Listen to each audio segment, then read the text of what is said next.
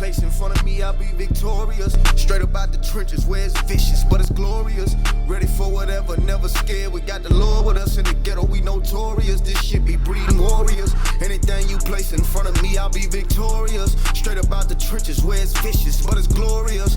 Ready for whatever, never scared. We got the Lord with us in the ghetto, we notorious. This shit be breeding warriors. Anything you place in front of me. Starstruck Podcast, back at it once again. I am sitting here with Mr. Tyler Marsh. He's the head coach at Chicago Sky in the WNBA, and his journey has been tremendous. When you guys hear this story, I think you'll really be impressed. But more importantly, he's a great guy and a great friend. Tyler Marsh, how you doing? I'm good, Los. I appreciate the invite. Big fan of what you're doing, and glad to be a part of it. Thank you, man. So what's going on, man? Where you at now? I know it's an off season now. What you doing? Yep, just got back from my family's back in Birmingham, Alabama. So spent some time there for the holidays, and drove back. Myself, my wife, my son, and my mom. We drove back to Chicago this past weekend. So just moved from the north side of Chicago to the south side of Chicago. So new house, so trying to get all that situated. So it's been a lot going on, and then from a work standpoint, it's prime time for scouting and getting out into as many college games and practices, and now with Unrivaled starting, getting out to see some competition there as well. So absolutely. Yep. And for you those that don't know, obviously I coach Notre Dame, and we have a couple prospects on our team that could possibly be WNBA. But my guy, he comes through and he kind of watches us, and he watched practice today, and it was it was enlightening to have someone of his caliber in the building. So again, I thank you. I appreciate it. Nah, anytime. I'm always in addition to to watching players, I'm always trying to learn from myself and continue to see how other people do things. You learn in this business pretty quickly that there's no one way to success, and so I'm always trying to learn from other coaches and seeing how other no matter the level, no matter the competition, seeing how other people operate. Yes. And it's always beneficial for that. For sure. So speaking of that, I know you got an interesting journey. I remember when I first heard your name, Tyler Marsh, it was actually affiliated with the Indiana Pacers. But everybody was just telling me how good this guy was. And obviously we have a similar background when it comes from like the player development piece. But just kind of talk through that. Like how did you get in it? What were your steps? What ended up happening for you to get where you are today? Yeah, I think it starts like any young kid thinking that they have NBA aspirations, NBA dreams, and you find out pretty quickly that not everyone is built for that, is made for that. And so from a player standpoint, and so I think that I grew up in a coaching family. My dad's a longtime college coach, has been for over 40 years, and now he's on my staff here in Chicago. But being around and growing around him, it was coaching has always kind of been part of who I am and part of the lifestyle. And so we moved a ton growing up. We moved around. This is Chicago's now probably my 16th, 17th different city that I've lived in. I went to a different school every year from 5th grade to till I graduated high school. And so, but basketball has always been the conduit for me to help, assimilate to a new city, to a new state, into a new school. It's helped me to build relationships and build friends. And so, as I've gotten older and progressed through my playing career in high school and college, and got out into the work field, I didn't really know at first if I wanted to go into coaching or if I wanted to go into front office. And but I knew that at the time I wanted to be in professional basketball. And so my first opportunity, I was a grad assistant at Texas Southern. And I was there. We went to go visit a Houston Rockets workout. And prior to going to Texas Southern, I had applied for a internship with the Rockets. And so I hadn't heard anything back. So we go over to the practice. I kind of ask around about the status of the internship. And they're like, we filled it, but we may have something with our G League team open. So they introduced me to their head coach of the G League team at the time, which was Nick Nurse. Okay, Nick. And he invited me over to help out with a workout, and I'll never forget the first time helping out with a workout was with You remember Kevin Martin? Absolutely. Big time player at the time. Yeah. So helped out there. Nick invited me back the next day.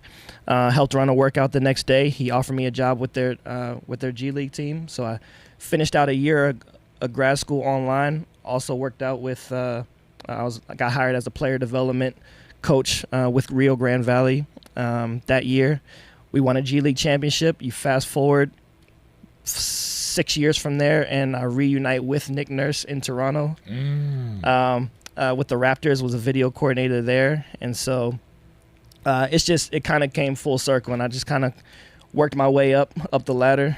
I spent 4 years in the G League, 1 year in college, 1 year in high school, 2 years with Toronto, 2 years with Indiana, which is when we had come across, and then just going into my 5th year in the W.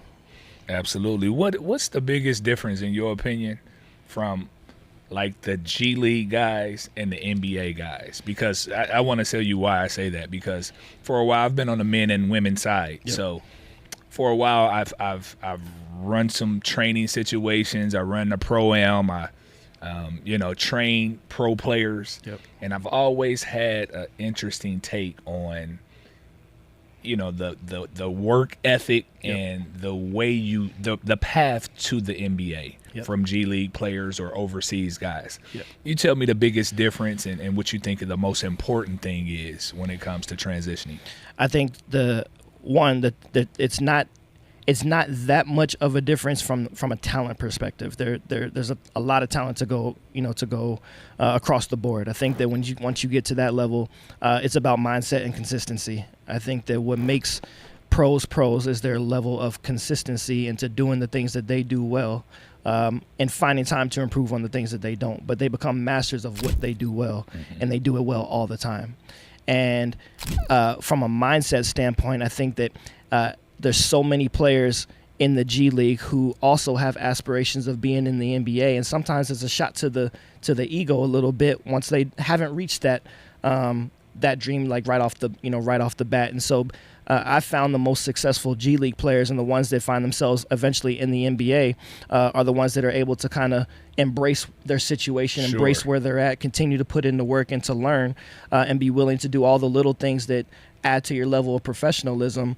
And I'm a firm believer of if you're planted at where you are, the right people will see you at the right time. Of course. And so I think that those who kind of stay in the G League a little bit longer than others are those that either feel like they're continuing to get overlooked or slighted, and that has an effect on their work ethic or their ability to be coached or things like that. So all the players that I've been around, and it's been a bunch from the G League that have been able to fight their way to the NBA have all shown that level of consistency and that level of toughness from a mindset standpoint. That is a great point. That's a great point, which leads me to my next question. And obviously, like I said, we have a similar background, so we can kind of relate to this. Mm-hmm. But when it comes to player development, so many people have, their different views, their different takes on how to develop players. Mm-hmm. In your opinion, what is one of the things that stands out when it comes to being a great player development coach? It's going to sound cliche, but I believe the trust is always the most important thing, and it has to be always about the player, and it can't be what just imparting what you want to impart on that player. It's for myself. I think that there's a ton of different player development styles and coaches. I don't think there's one way to do things, but for me personally, I think where I've found success is my ability to connect with the player, and my ability to I try to make player development a collaborative process. And I just always felt that it's about bridging the gap between where a player may feel like he or she is at, where you need them to be for the team, and where you need them to be individually, and kind of how to make that a marriage. And none of that works without trust. And in order to build the trust, that player has to know that you care for them and their improvement and their future as much as anything else. And so I tried to build that first and foremost and allow it to be as collaborative as possible. And then we work their way from there. Of course. I've tried to explain that to people when it comes to being an elite player development coach. you want to make sure, again, that you are consistently having the conversations, the tough conversations with them. But like you said, the trust piece is big. Like I really gave a description at a coaching clinic that I was at when you're talking to a player and you're really trying to get them to understand where you're coming from. I mean, it's great if you have the ability. When we were younger, we could get on the floor and do different things. I mean, that's a winner when you're able to do that. But, you know, once you are kind of graduated from that stage and you're just trying to reach a player and you're trying to talk to them, I just think it's very important for you to speak their language and make sure that they understand that, you know, I have your back. I'm going to push you, but I have your back, and we're going to look at this. We're going to dissect some things to make sure that you understand how to get better every single day and stack days. I agree, and I think that sometimes coaches, player development coaches specifically, they miss the boat in where we can learn from the players as well. And I'm always learning something new within a workout or within a session that helps add to the overall relationship that I may have with said player. Of course. And I think it's important to highlight that and to communicate that with these players. So again, it just continues to foster a positive relationship and working relationship moving forward. Do you have a good story about a player that you developed or you were in a situation with that, you know, just stands out? That one of those things where it's like, man, you know, I was working with such and such. Next thing you know, this happened, that happened, and now we're here, you know. I know that's an on-the-spot question, but I think two come to mind right off the jump, but I think that it's important to note that none of it works without the buy-in and the work ethic of the player first and foremost. You can show them everything that you got in your bag, in your book, whatever. But if you don't have the buy-in from the player, if they don't have the will to work and the will to learn and the will to be coached, then it's going to go in one ear and out the other. And so, for me, I think the first one would be Mike Singletary. Mike played at Texas Tech back in the day. Okay. And he it didn't really have an NBA career, but he continues to play overseas. Had a really good college career. Had a really good G League career, and is now playing overseas for a long time. But he was kind of the first guy in the G League that I was responsible for to myself, and it allowed me to own in on my craft. It allowed me to be held accountable. And to learn the responsibility that comes with that, because Mike was able to, help us win a championship that year. But he was someone that I think felt overlooked as well. And I think that the relationship that we were able to build allowed him to maintain confidence in his career moving forward and understanding that he's here for a reason. And so embrace it. And for me, I was just excited to have that responsibility, to be on the court, to be able to be coaching and adding to the value of myself, but also adding to the value of our team and the staff. And so that would be the first one. And then I think more recently it would probably be Jackie Young, which Notre Dame legend as well. And I remember when I first got the job with Vegas. And Becky Hammond, she came to me and she said, "You got two jobs right now. I need you to work on De'Erica Hamby's free throws, and I need you to work with Jackie Young shooting threes. In order for us to win, we need both of them to do that." And I said, "All right, I got you." And so those were the first two that I worked out. Jackie was the very first workout that I had with anyone in Vegas. The very last workout I had with anyone before I left Vegas. And we developed a great chemistry. We're pretty similar in demeanor and personality, so I think that kind of helped us click off the jump. But then I think we see the game similarly. And again, it was a collaborative process. And, we continued to build it over the 3 years that I was in Vegas, and it's a testament to her. She's turned herself into one of the best players in the league. Absolutely, for sure. Yeah. That's interesting. I definitely wanted to talk to you about that. Like coming from the NBA side and then going to the WNBA. I know that was pretty spectacular. I mean, like you said, we all had the dreams and aspirations to be on the professional level. Yep. Obviously, as players first, but if you can touch or taste that professional coaching side, Yep. I mean, it's a heck of a thing as well. So, Sure. what was that like coming from the NBA and then making the jump to the WNBA? It was a seamless transition for me. I think one of the things that helped was that, Becky had been on both sides as well, so she's coming over from the NBA at the same time. We had another assistant, Natalie Nakasi, who's the head coach of Golden State right now, who came over from the NBA side as well. So we were all kind of going through the same transition at the same time. But for me, it was just about people, and it was about basketball, and it was about value. And if I can bring and add that to an organization, that's what I wanted to be about. And so it wasn't really about staying in the NBA just to say that I'm part of the NBA.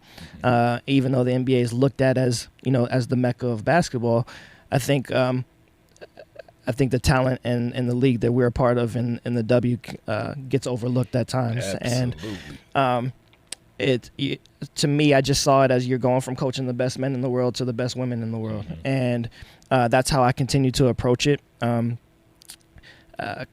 Coming over, it doesn't take long working with Asia Wilson, Kelsey Plum, and Jackie Young, and Chelsea Gray, and De'Erica Hamby, and the list goes on.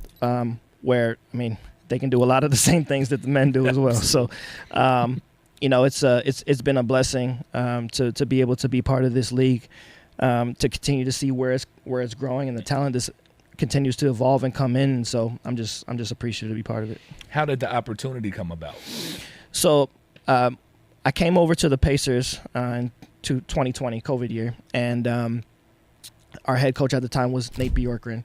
Okay. I came with him. He was the assistant in Toronto when I was there. He was a head coach. I worked for him for 2 years in the G League as well. So he brought me over to Indiana.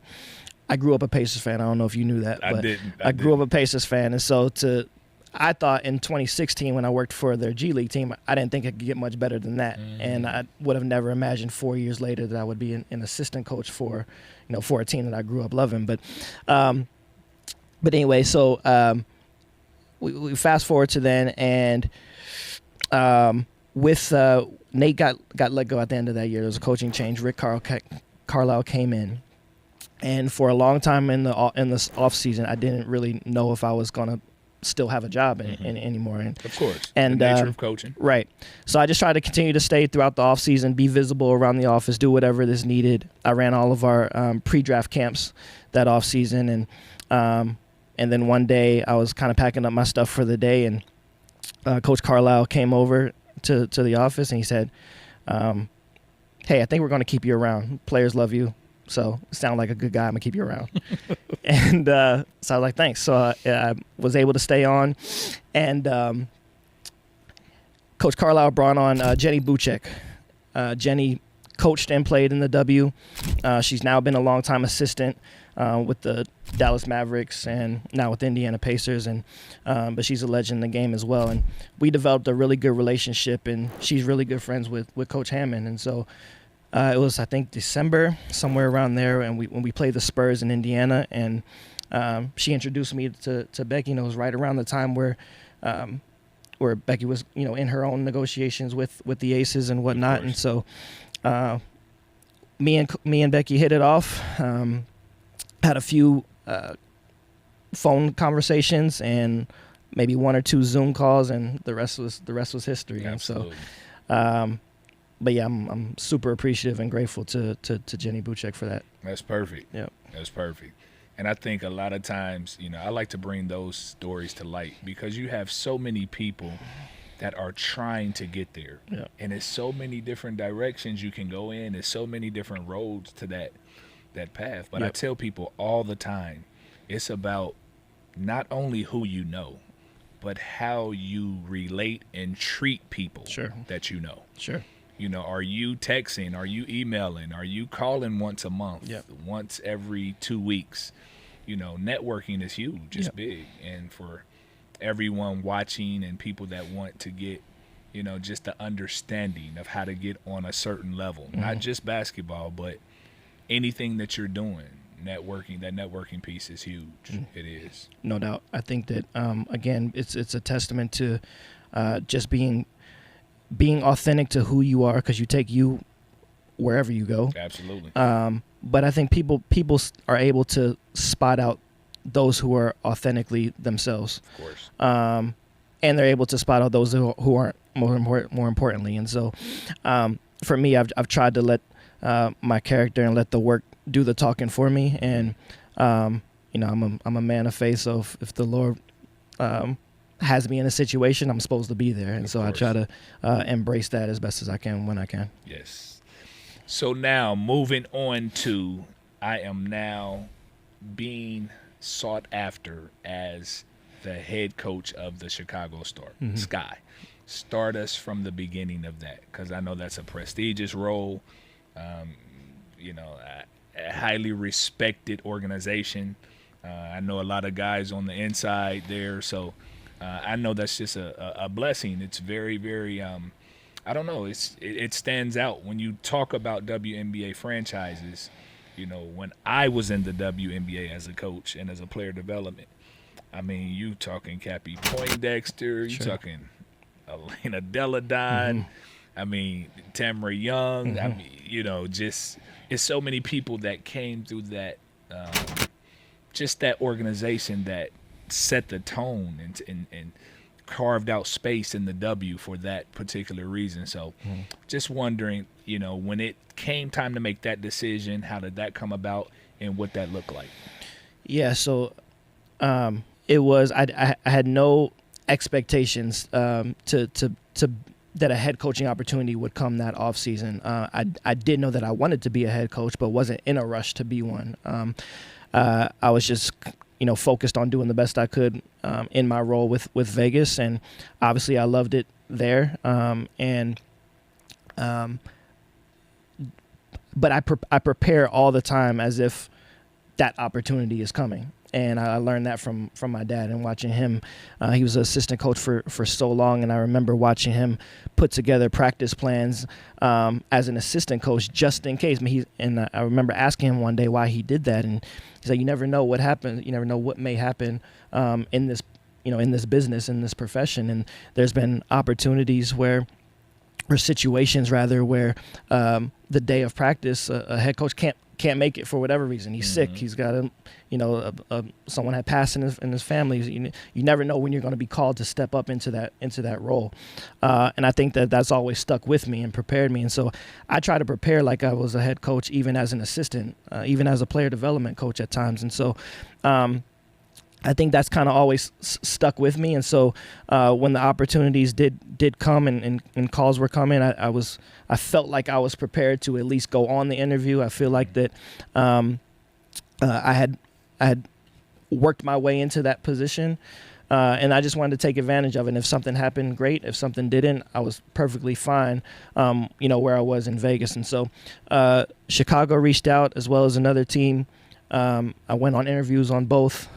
And I just felt a little bit more comfortable with this opportunity in Chicago, and I'm blessed to be at the time one of the 13, and the process of that was stressful, but it was also again a testament to the great players that I've been around, the great coaches that I've been a part of, and then obviously the work ethic that I've put forth, and I couldn't be more appreciative of that. Of course. Yeah. As a former athlete and coach, I understand how important it is to take care of your body. Training to compete at a high level can often deplete your body of the minerals it needs to rebuild muscle, tendons, and ligaments. But don't worry, because I have the cheat code for recovery. H3 Energetic CMOS. My wife and I both take it every day, and it gives us a boost of energy while also helping with those unexpected aches and pains.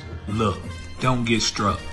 Go to h3energetics.com today and grab your container of CMOS. Use the discount code ASTARSTRUCK and get one of my favorite flavors, the Mixed Berry Blast, for 10% of the regular price.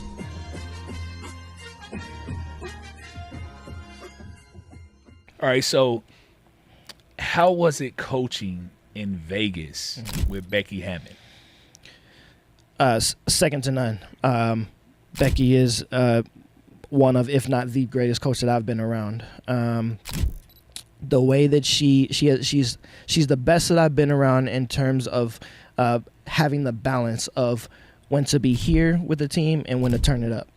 And I think a lot of that stems not just from being able to experience life in the W and life on the NBA side, but I think it's she has a perfect blend of who she was as a player and who she is as a coach. And I think she has a way of gravitating you to her and allowing you. She creates an environment that allows you to be yourself. Better than anyone that I've been around. And so she doesn't micromanage. She allows you to do your job as a player. She allows you to be who you are and play to your strengths. She empowers you both as a player and as a part of her staff. And so I 100% would not be here without her. There's so many things on and off the court that I've been able to learn and take from her. And I think if you asked Natalie in Golden State, I think she'd echo those sentiments as well. And so it's a reason why players love playing for her, and I'm sure it's the reason why other coaches love coaching with her and for her. Of course. Yeah. And when I watched Becky, I had the opportunity to be the interim head coach with Indiana. And she absolutely dominated the league at that time with that team, and that's what I want to get to. I want to hear your experience with the team as well. But I've always respected Becky. When I first was the player development coach at Indiana, Becky was actually playing for San Antonio. Yes. And, she was feisty. She was one of the best, at leading her team and, being vocal and just leadership. You can tell that her ability to be a head coach in this game is, like you said, second to none. Yep. So shout out to Becky Hammond. You're doing an excellent job. For sure. We really love what you bring. But speak on that team. I mean, because you're talking about 3 championships in 3 years. Yeah. I mean, 2 championships in 3 years. 2 championships in 3 years with some of the highest level players that we still see today dominating the game. Yeah. Give me your take on that. Yeah. It starts and it ends with Asia. She's the best in the world for a reason. I really believe that the culture is probably as strong as your best player allows it to be, and Asia sets the tone throughout.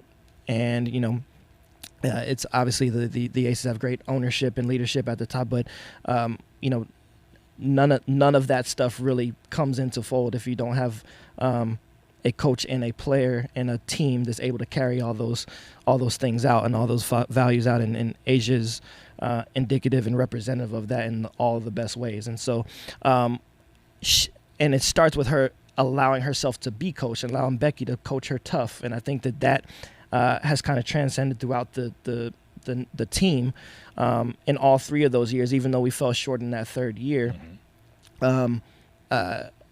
There was always buy-in, and I think that started with how the organization was put in place, but then also Becky was able to instill and kind of tweak the things that she wanted to tweak, and then it was carried on out by the players. And then I think that as a staff, we worked incredibly cohesive together. We saw things similarly, but at the same time, we weren't afraid to challenge each other in areas that needed to be.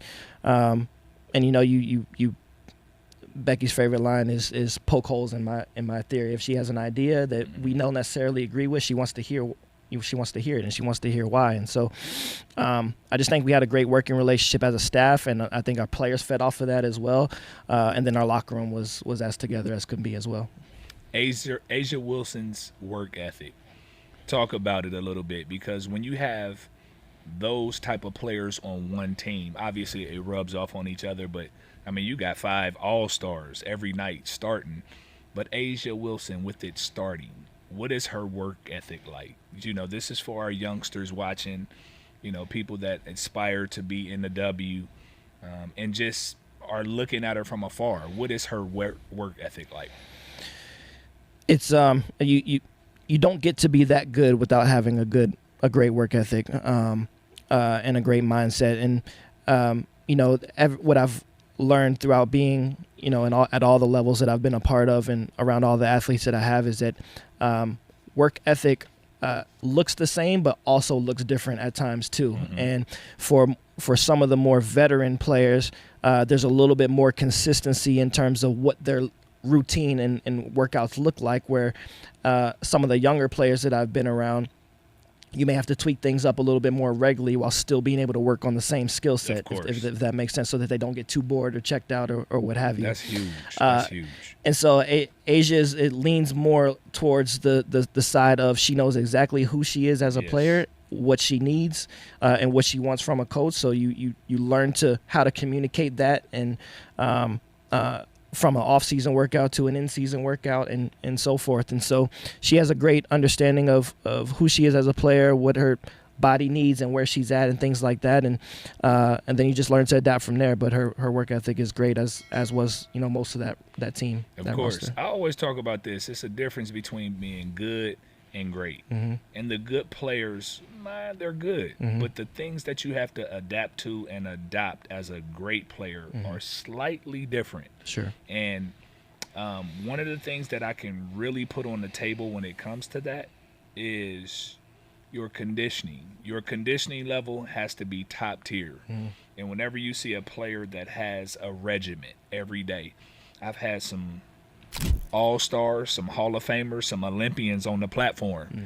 And one of the things that they talk about that's just cohesive to being great is a regimen every single day, being able to do something specific and consistent every single day, no matter what it takes. Yep. And I like to speak on that, because thinking about the people that watch this platform to get better, to get information, you have players that are establishing a regimen at a young age, and they're becoming these great players in a system and a culture that's developing to show them how to consistently be great. Yep.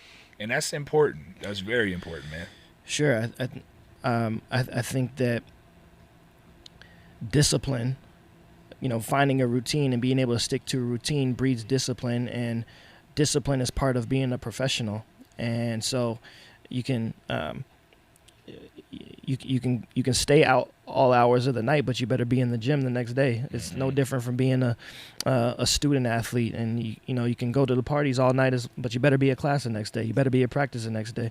And I think the great players have a great understanding of how to be disciplined. Of course. And so it's something that it's probably the biggest skill that or intangible that a younger player can take heed to early in their career is to your point, is finding a routine, finding something that works for you. Being able to latch on to a vet is so important, to have a good vet that does things the right way once you get to this level, and being able to learn from them. Because again, the older you get, the more disciplined you have to be. Once your body starts changing, once your athleticism drops, you still got to have the discipline to put in the work ethic to allow you to still be relevant and valuable, to your team. Of course, of course. All right, so Coach, what is it like to coach Angel Reese? I mean, I know that's a big question. Everybody wants to hear from the head coach himself.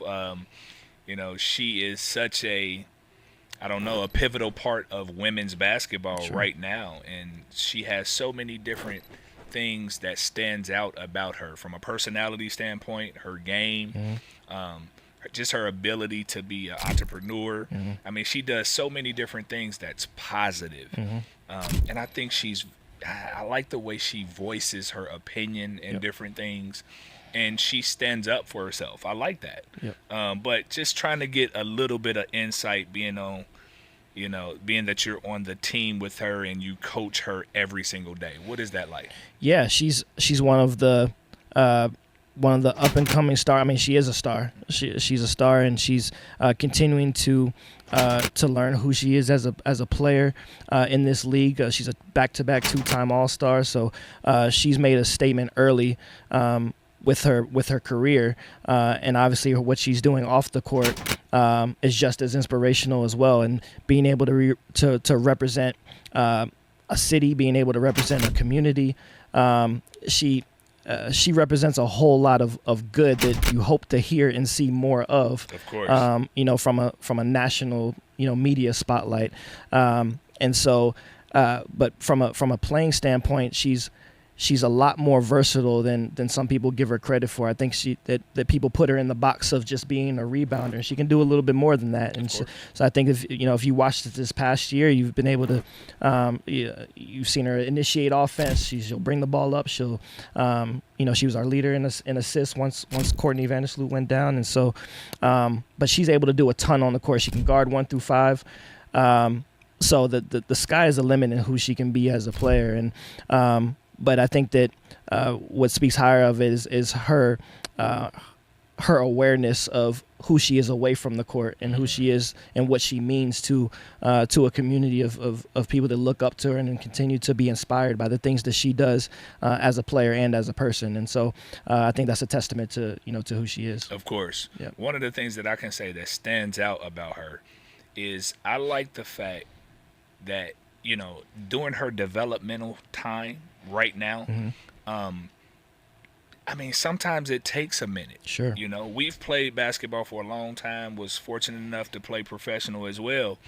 When you step on the floor, I mean, it's different strokes for different folks. Yep. Sometimes it doesn't translate as quick as you would like it to, and sometimes it does. Sometimes you can peak early. But one of the things that I've seen is she's consistently stuck with it. Like who she is, it doesn't change her tenacity, her the way she approaches the game. Yeah. And sure, does she need to work on different things? Of course. Every player on the planet needs to continue to work. But I just like the way that she sticks with it and she really understands who she is. Yeah. Because sky is the limit for a player like that, especially when they're open to learning. Yeah. I think her best trait is her competitive edge. Yes. She competes no matter what every time she steps out there. And so, from that standpoint, that's something that you can't always instill or teach to a young player. Of course. And so, and you're right, she does that on a consistent basis. I think that from a development standpoint, she's faced with the same thing that all rookies in the W face, and that's does a little bit of a disservice to the timing of when our season starts, as to from when they get drafted to when our season starts, because there's such little turnover time. They gotta and again, it does a disservice because the expectations are so great so early that it seemingly cuts the time that they're able to develop into who they are, or who they're supposed or who they're going to be, so short.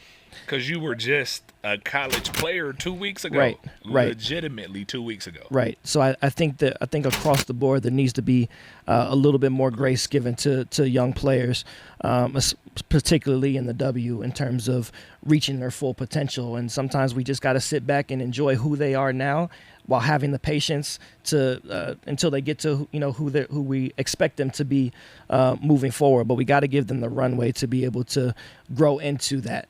Of course. And then kind of lessen the expectations right off the bat, into being a finished product so soon. Absolutely.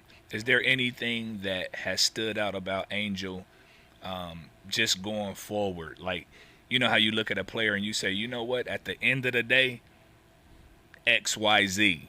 Is there anything that stands out about her that really, that's encouraging for the future? Yeah, she wants to win. She competes. She wants to win. She's won everywhere that she's been, and so that's something that sticks with you, and that's something that can be contagious. And so she again continues to be an inspiration for aspiring athletes and young women growing up. Of course. Again, she's overcome a lot in her life to get to where she's at now. And I think that continues to fuel the fire that she has to be in, to fulfilling that potential, again, not just as a player, but extends to everything that she's doing off the court as well. Of course. Shout out to Angel. Yep. You really well respected, and she does a lot for your organization. For sure. So Ty, I know we talk a lot. I couldn't wait to get you on the platform because I just think, as an African-American male, you bring so much to our society, our community, and then obviously in the professional realm, or just the coaching world. It's such a pleasure to talk to someone with your level of expertise. So what I wanted to do is I wanted to get you on here to kind of talk through what our platform represents. It's a starstruck, and it's a starstruck for a reason. It's a star being struck by adversity, needing to overcome things, and just kind of giving the stories on what it takes to get through it, whatever it is. Mine was injury. There's some people that come on the platform that talk about different things that they've overcame. And I call them starstruck moments. Do you happen to have a starstruck moment that you can share? I don't think that it's necessarily been one moment. What I would say is the how my upbringing has been, and growing up in the in the kind of a traditional standard middle class family, but was instilled with the principles of never expecting handouts and to work for everything that I've gotten. And I think that when you look throughout my career thus far, and I'm still fairly young, what I'm most proud of is throughout my journey is that no one gave me anything. I've done every job pretty much imaginable in this profession. I've been a video coordinator. I've done color commentary. I've driven the bus in the G League. I've done team laundry. I've wiped the floor. I've worked out players. I've done scouting reports. I've recruited. I've scouted. I've been an assistant coach in the W. I've been an assistant coach in the NBA. Been a player development coach in the W. Been a player development coach in the NBA. I'm now a head coach in the W. I've coached in high school. I've coached in college. I've done everything that I've made no money to, doing okay. And so I've really, there's a term, you got it out the mud. And from a career standpoint, that's certainly been my testimony. And so, I feel proud of that, and knowing that I could have, how important connections are in this profession as it is. And I could have very easily just kind of rode the coattails of my pops and his connections in college basketball, and just kind of rode that wave. And I just wanted to kind of carve out my own path. And it hasn't been easy, especially when you haven't played at the highest level. Sometimes it becomes a little bit harder to develop that respect. And so, again, you try to let your work ethic and your character speak for itself, and kind of lead the way, and let your faith lead the way as well. And that's kind of what I've hung my hat on throughout my career. And so, when you talk about things that have inspired me to be a coach, it starts in the household, and seeing how my dad has been able to balance being a coach and knowing the demands that come with that profession, but also being able to be there for his family, and be a loving husband, and being a loving father, and being able to balance all of those. It starts there, and then seeing the impact that he has had on so many young people. That's truly why I coach. And every positive male figure that I have in my life has been a teacher or coach in some sort of way. And so for me, it whether it's coaching women or coaching men, you want to be that example, that positive example for them. And so, moving forward, we all want to win games. We all want to win championships. That's always the goal, and that's how we're judged at the end of the day from a coaching standpoint. But for me, I've kind of carried the mantra of it. If the worst thing that you can say about me is that I could have been better X's and O's, I could have won more games, that's fine. I'll live with that over he didn't treat us right. He didn't coach the right way. He didn't value us as people. That's something that I can't live with. And so that's kind of how I approach, my coaching philosophy, so to speak. Of course. Yep. Did you ever have a point of disappointment in your career where you had to really, pick up the pieces and move on? Did you ever have one of those heartfelt, look in the mirror type situations where, again, you had to overcome it and keep moving, that you can remember? Yeah, I think so. In the G League, almost every coach in the G League, at least when I was in, because when I was in the G League, it was still the D League, the development league. Yep. And at the time, pretty much everyone is on a 1-year deal. And so at the end of my third year, our head coach, he got called up to the NBA with the Phoenix Suns, and so I was left kind of without a job and not knowing what I was going to do. And it was a tough year because I was kind of figuring, I felt like I had done enough to stay in the G League and kind of solidify myself as an assistant and continue to work myself up the ranks, but still not quite enough experience to be able to have so many connections out there to where I can just kind of, pick back up. And so I kind of had to figure things out. And that was the year I ended up coaching, going into coaching a prep school. It was in Charlotte, North Carolina. I lived in a house with 8 teenage boys. What was the name of the school? It was called Standard of Excellence Academy. It was only around a couple of years. Okay. But we traveled around the Southeast and competed there. But I made $500 a month. Got it out the mud. Yeah, but it was the year that I also was able to meet my wife. Yeah.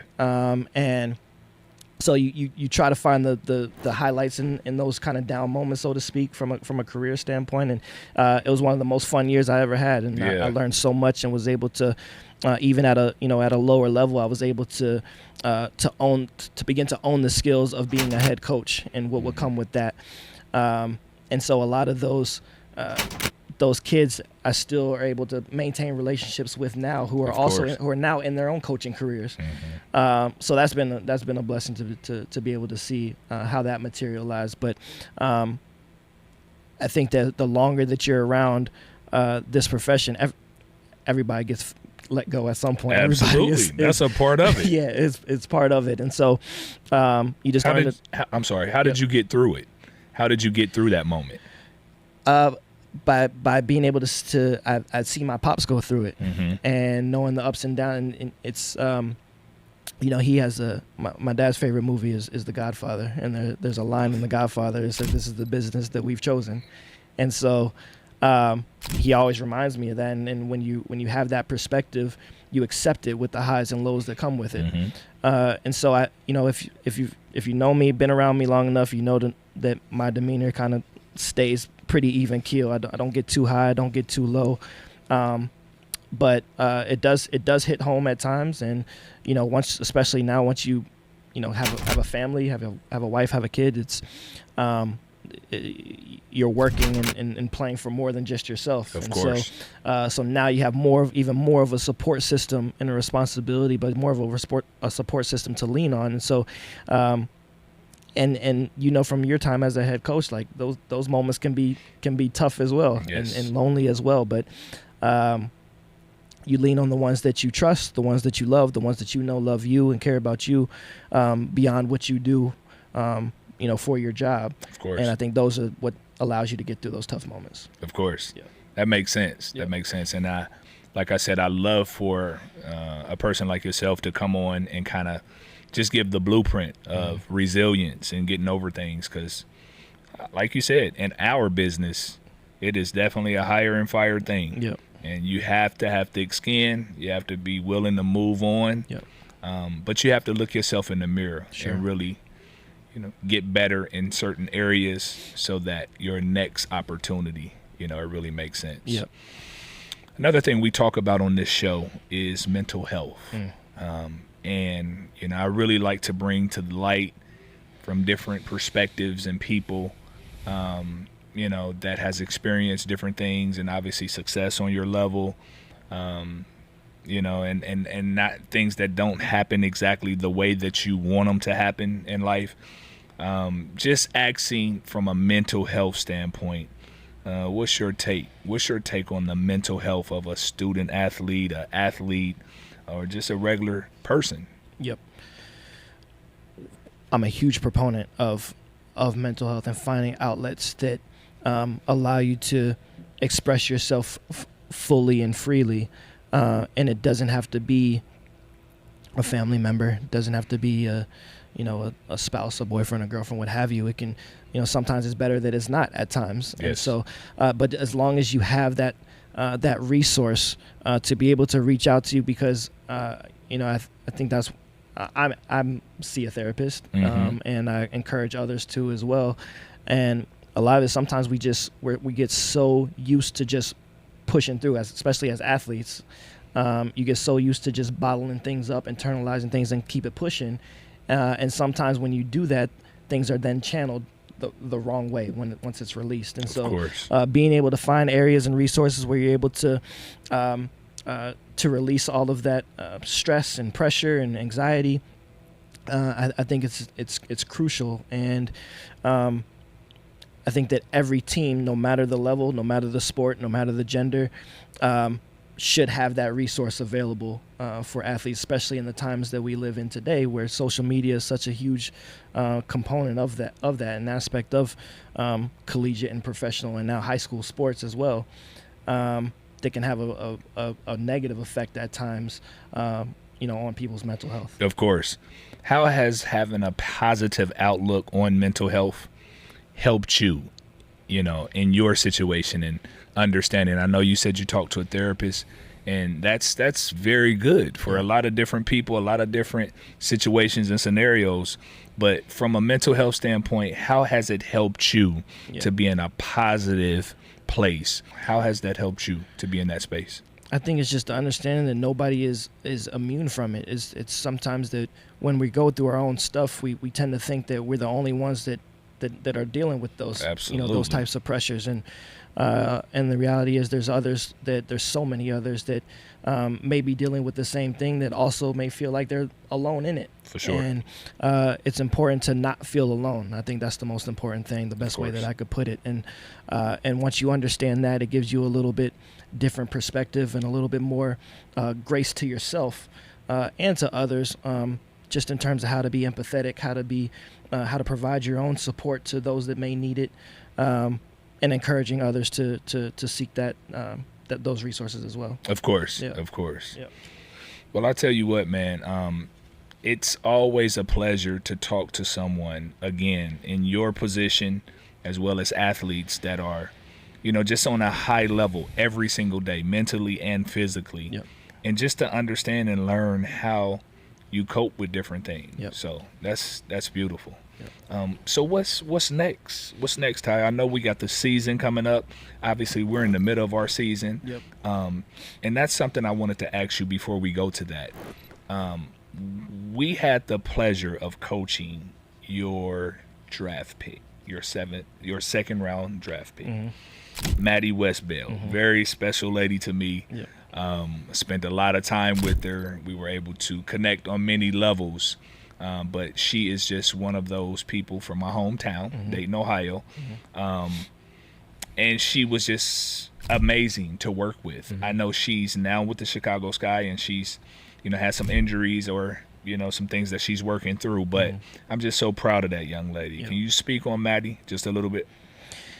Yeah, Maddie, I've watched Maddie for 3 years. I was always in Becky's ear about her when I was in Vegas, and then obviously we had the chance to interview for pre-draft, and then I was able to get out and see her several times last year. Her last year at Notre Dame, and then we had the opportunity to draft her. But she's great. She embodies what you would expect a rookie to embody, and exceeds some of that as well, especially knowing the numbers that don't always support how successful or unsuccessful rather second and third round picks in the W can be, how hard it is to make a final roster. And so for her to be able to do that, to be able to stick to a team the entirety of the year, to never let her work ethic waver no matter how many games she played or didn't play. She consistently was in the gym. She was both of our rookies were really good this past year, between her and Haley, of being in the gym, being students of the game, watching film, always being on time, never have to worry about not being coachable, doing the little things right. Like those are two that you credit their upbringings, and you credit their college backgrounds that they've been able to, to experience and go through, to just kind of have those little intangibles that set them apart. And so, because once you have that, the talent, you can work on the talent, and you can work on the skill sets and things of that nature. But there's a lot of talented players that don't possess the professionalism aspects that end up not making it as well. And so, we're proud of Maddie and her. How she handled this first season with a ton of ups and downs, and we're looking forward to what next season will bring. Go Irish! All right, so I was gonna, I started by saying, what's next? What's next for Coach Marsh? I know you guys are headed into an upcoming season. I know there's some negotiations that needs to happen from a CBA standpoint. And we've been, just closely following, obviously, with Maddie on the team, but you being a close friend of mine, I just want to make sure that, I allow the people to understand what's in the mind of Coach Marsh. Like, what do you have planned for next? You have never heard anyone come in and actually guarantee a bucket off the bounce from half court. H3 energetic CMOS. That's what does it, dog. All right, don't try this at home and don't say I didn't tell you. Y'all know me. Off the bounce! Oh!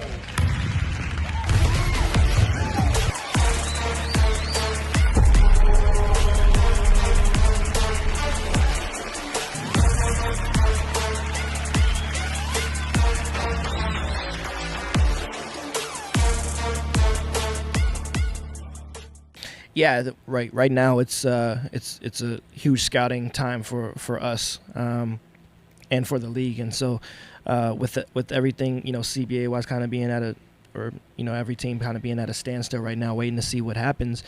We can only do what we can do right now, and so it's about learning, it's about growing. Some players are in market, some aren't. Some are playing overseas, some are playing in Unrivaled. You got Athletes Unlimited starting soon. So myself and our staff will continue to get out and attend these college practices, college games, and then out and seeing these other leagues as well. Until we know, have a concrete understanding of when free agency is going to start. Sure. And it's obviously maybe the biggest free agency that the W has experienced in terms of the number of, big time players that are out there and could be looking for new places. And absolutely. So we hope to be a big player in free agency. We'll obviously prepare for the draft. We've got the 5th pick going into this year's draft, and so we're excited about that. But we're looking to continue to build on the foundation that we feel that we've set, internally with the Sky and moving forward. We hope that, good things are ahead. Of course. Yeah. Cool. Well, listen, I can't say enough about you coming by. Obviously, always a good time when we get together and we talk. But more importantly, as a African-American male in the coaching business, obviously we talk about the men and women side. We both love the game so much. Yeah. It has never mattered to us. But I think it's special to be on the women's side as, a leader and a person that, is trustworthy when it comes to the players and their careers and their futures. So I really appreciate what you bring to the table. I appreciate, just the charisma and the individual that you are. And I want to commend you on our platform for being extraordinary. And I really wanted to make sure that I give you those type of compliments and flowers up front because, it's not easy being in that position. And I want to commend you, my brother. I appreciate that. And that feeling is mutual. And, it's you know how hard it is to be a head coach, and you know how hard it is to be a black head coach or just a black coach individual, in itself. But I think that, with that doesn't just come a job, but there's a responsibility that comes with that as well, to represent yourself in everything that your upbringing, your family, your community in the best possible way. And then, you know, being a male coach in the W space, it's not for everyone. Yes. It's not for everyone. And there's a responsibility that comes with that as well, because this league is so much more than just X's and O's. They don't really care about your background being from the NBA or what you've. It's how can you help me? How can you help them? How can you help this league? How can you be an asset and add value to this league? And so, I'm just proud to be a part of it. I want to. I would encourage any, you know, male coaches that are looking to come over to this side to come over for the right reasons. To come, now, it's not just something that you just try to capitalize off of because of the attention that women's basketball and the WNBA is getting right now. Of course. But you got to really be here for the league. You got to really be here for the players and have the understanding that a lot of groundwork was put in place for it to be where it's at now. And don't mess it up. and don't mess it up. So, I'm passionate about that, and I try to learn as much as I can from those that have laid the foundation of what the W is and has helped it grow to the position that it's in now, that has allowed me to be part of it in the capacity that I have been. And of course. Yeah, I can't say enough about that. For sure. Yeah. For sure. Very well said. And I really, like I said, I appreciate you coming on and you talking about that from that standpoint as well. Hopefully, you know, when time permits, I'll have you back on. Sure, anytime. But yeah, man, I really appreciate you taking your time out. I know it's you know, it's definitely a busy season for us. Yep. But I know you're scouting, but just continue to do great things, man. And I appreciate that. We've always been able to connect on that level. Yep. And I'm always here for you, and I know it's vice versa. So I want to make sure that we continue to extend each other that helping hand in any scenario when it comes to coaching or, you know, everyday life stuff. Sure. So, I appreciate that, Los. Feelings mutual. I obviously love what you're doing with this platform. I've been to a few practices now, you know, at Notre Dame, but also being able to see you in that head coaching space, you know, with that year with the Fever. And again, once you're a coach, you're able to look beyond the X's and O's. You're able to look beyond the wins and the losses and see the impact, the true impact that certain people have. And there's nothing but great things said about you across the W landscape, and I can see how the players gravitate to you now in this new role with you know, at Notre Dame. And so I want to commend you on that as well. I appreciate it, Coach. Yep. I do. Yep. So let's look forward to some great episodes coming, and obviously we're definitely going to have Coach Marsh back, but again, continue to do your thing. You know, we'll be watching, you know, go Irish. Awesome. And with Maddie Westbeld, and like I said, we'll get back together for sure. All right, really appreciate you, man. Yep. Thanks, Los. All right. Anything you place in front of me, I'll be victorious.